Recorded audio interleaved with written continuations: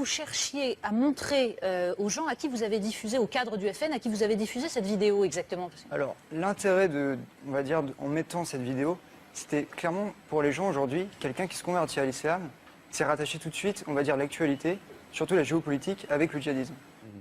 Pour moi, c'était un petit peu de montrer quelque chose d'iconoclaste, dans le sens que le Coran, finalement, on connaît, on va dire, les choses qui font polémique avec le djihad, mais ces éléments sur la science, peu de personnes les connaissent. Donc, finalement, c'était de montrer ça. Quand même, vous n'êtes pas naïf, vous savez très bien que s'il y a un parti politique où peut-être l'islam est mis un peu à distance, c'est quand même celui que vous avez choisi. Vous le savez, ça, non? Non, parce que le Front National, aujourd'hui, a vocation à rassembler tous les patriotes. Ah mais bien sûr, absolument, je conteste pas ça. Mais enfin, le Front National se déterminerait plutôt par rapport à l'Église chrétienne que par rapport au Coran. Non, non. Même. Non? Non, je ne suis pas d'accord là-dessus. Ah bon? Mais non, vous dites même que l'islam et le Front National ont des valeurs communes. Est-ce que vous pouvez nous expliquer ça? Oui. Dans le sens qu'aujourd'hui, le Front National, et par rapport aussi à l'islam, le Front National, il veut remettre la Banque de France en place. Si aujourd'hui on emprunte sur les marchés privés avec des taux d'usure qui sont exorbitants, ce qui a explosé, on va dire, les intérêts de la dette, et cette chose, finalement, dans le Coran, on interdit, on va dire, de prêter avec taux d'usure parce qu'on sait que ça nuit. Donc ça, c'est un premier point en commun. Après, l'autre chose que je trouve, on va dire, similaire, c'est que par la sphère médiatique, aujourd'hui, le Front National, il est diabolisé, il a été diabolisé. À chaque fois qu'il faisait quelque chose, on le reprenait, on mettait l'accent dessus pour, on va dire, montrer quelque chose de négatif. Et pour les musulmans, c'est la même chose. Aujourd'hui, on diabolise les musulmans. Vous savez que maintenant, quand on se convertit à l'islam, c'est non, on ne part pas faire le djihad, tout le monde est inquiété. Ouais.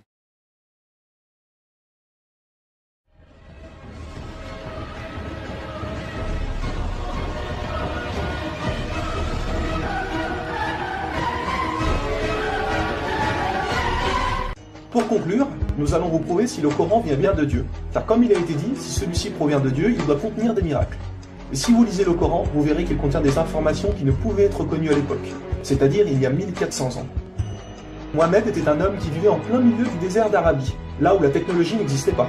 À cette époque, il n'y avait pas d'électricité, aucun appareil électronique, rien de tout ça. Les gens vivent de la terre, se déplacent en chameau. Personne n'avait inventé ou même pu imaginer les choses telles que les sondes, les scanners, les satellites, etc. Et pourtant, dans le Coran, nous pouvons lire « Sous l'eau, il y a des endroits où il y a de l'eau douce et de l'eau salée.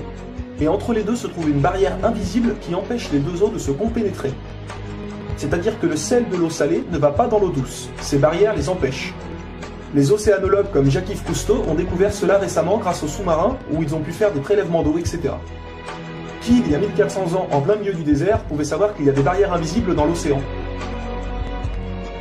Il est écrit dans le Coran que l'univers est en expansion continuelle, c'est-à-dire que celui-ci ne cesse de grandir. Les étoiles s'éloignent les unes des autres constamment. C'est en 1920, grâce aux appareils très perfectionnés, tels que les télescopes puissants, que nous avons pu savoir que l'univers était en expansion continuelle. Qui, il y a 1400 ans, pouvait connaître cette information? Nous savons aujourd'hui que les montagnes sont comme des piliers et possèdent des racines.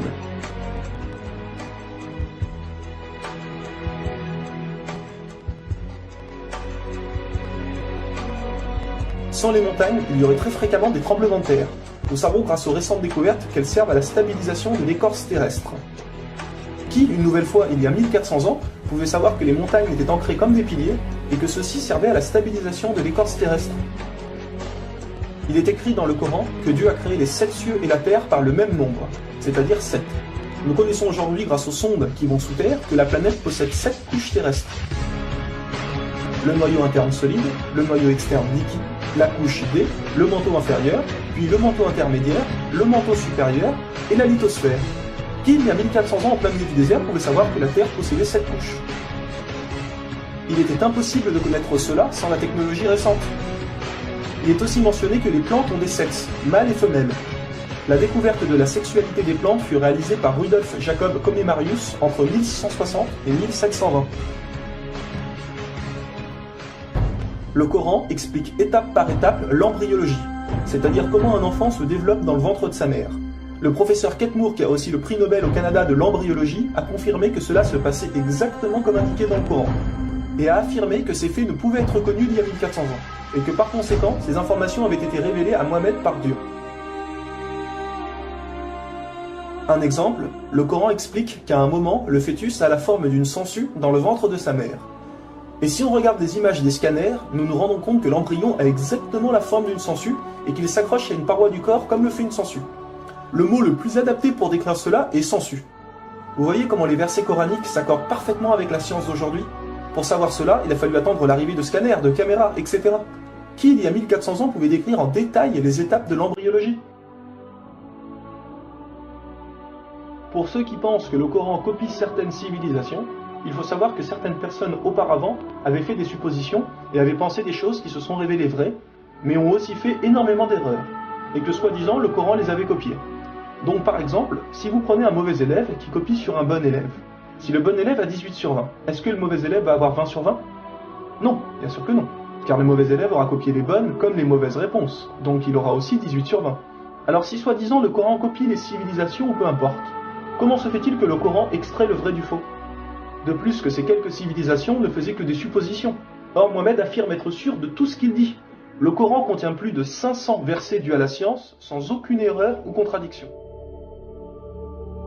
Et la technologie d'aujourd'hui ne vient pas contredire, mais confirmer tous les versets un par un du Coran.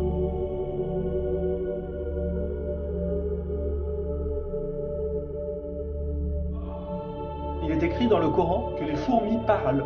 Nous l'avons confirmé en 2009 grâce aux appareils auditifs puissants. Un homme ne peut entendre ces bruits à l'oreille nue comme ça. Nous savons aujourd'hui que dans la plupart des pays, il est interdit d'avorter au bout de 3 à 4 mois. Car après 4 mois, la science explique que le bébé commence à vivre, et que cela donc est considéré comme un crime. En islam, il est dit que Dieu insuffle l'âme dans le corps du bébé au bout de 120 jours, donc 4 mois.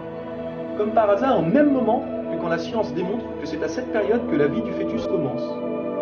Pour savoir que la vie du bébé commence à 4 mois, il a fallu attendre une nouvelle fois l'arrivée de scanners, IRM, caméras miniatures, etc. Qui, il y a 1400 ans, pouvait savoir que le bébé commençait à vivre au bout de 4 mois? Nous savons qu'au début du monde, il y avait seulement une nébuleuse primaire, compactée en une seule masse et qui a explosé, ce que nous appelons aujourd'hui le Big Bang. Le déroulement du Big Bang est pourtant écrit dans le Coran. Le Big Bang a été découvert au XXe siècle, alors que le Coran a été écrit au 7e siècle. Le Coran affirme que ce sont les abeilles femelles qui ramassent le pollen des fleurs. Pourquoi le Coran ne parle que des femelles et non des mâles? Eh bien la science a découvert récemment qu'effectivement les femelles possédaient des organes que les mâles n'ont pas, et ceux-ci ne peuvent pas collecter le pollen des plantes. Encore et toujours, qui pouvait savoir il y a 1400 ans que les mâles n'ont pas les organes nécessaires pour le prélèvement du pollen? Il y a longtemps, les gens pensaient que la Terre était plate. Ce n'est qu'en 1577 que Francis Drake fait le tour de la planète et prouve que celle-ci est ronde. Le Coran, environ 1000 ans plus tôt, affirme que la Terre est ronde, mais ne s'arrête pas à ça. Pour donner un exemple, il est dit que la Terre ressemble à un œuf, mais pas n'importe quel œuf, celui d'une autruche. Et si vous regardez un œuf d'autruche, vous verrez qu'il n'est pas tout à fait rond, mais qu'il est aplati en haut et en bas. Celui-ci est de forme géosphérique. Et nous savons aujourd'hui que la Terre non plus n'est pas tout à fait ronde, mais qu'elle est aplatie au niveau des pôles, et donc qu'elle est également de forme géosphérique. Qui, il y a 1400 ans, pouvait savoir que la planète Terre était géosphérique? Il a fallu attendre les satellites pour sortir de la Terre pour se rendre compte de cela. Soyons honnêtes, qui, il y a plus d'un millénaire, pouvait faire toutes ces affirmations sans aucune technologie? Rendez-vous compte, à cette époque-là?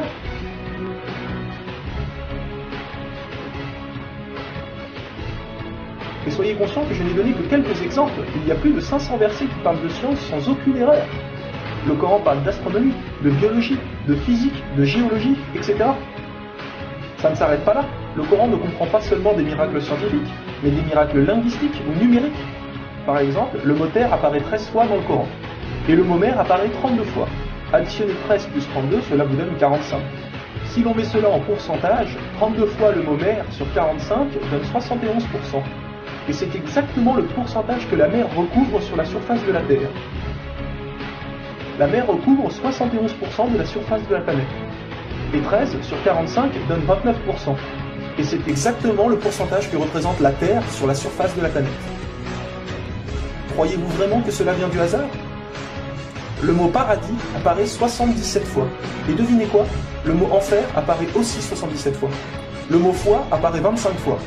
Le mot mécréance apparaît 25 fois. Le mot dunya, qui signifie le monde d'ici-bas, apparaît 115 fois. Akira, qui signifie le monde de l'au-delà, apparaît 115 fois. Le mot ange, 88 fois. Le mot diable, 88 fois. Les hommes, 23 fois. Les femmes, 23 fois. La vie, 145 fois. La mort, 145 fois. Bonne œuvre, 167 fois. Les péchés, 167 fois. Les 7 cieux apparaissent 7 fois. Et il y a encore plein et plein d'autres exemples.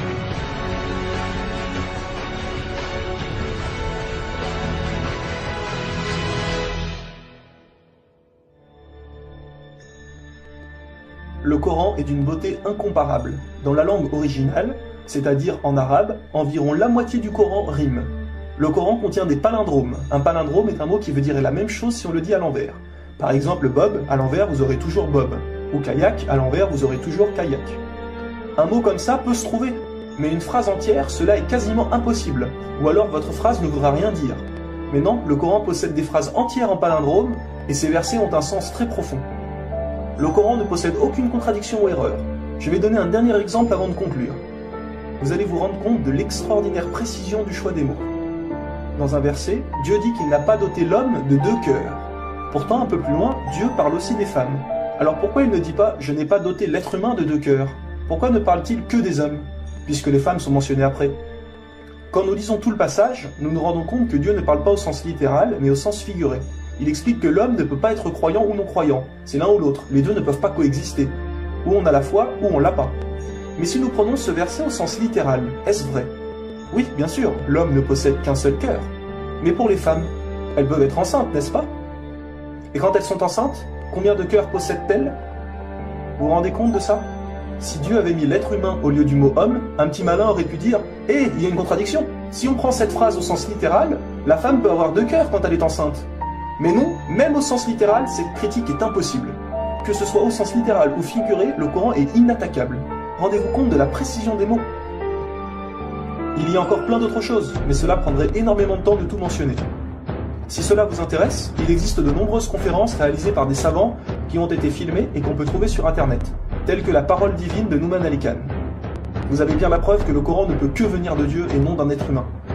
Comment se fait-il que la technologie d'aujourd'hui, la plus développée qui soit, ne puisse créer un seul animal ou plante ? Ce que Dieu a créé, nous sommes incapables de le réaliser. Tout ce que nous construisons ne sont rien en réalité face à la nature. Dieu dit dans le Coran, pour ceux qui recherchent des preuves, regardez autour de vous, regardez la nature, l'être humain, l'eau, le soleil. Il y a là des preuves pour ceux qui réfléchissent.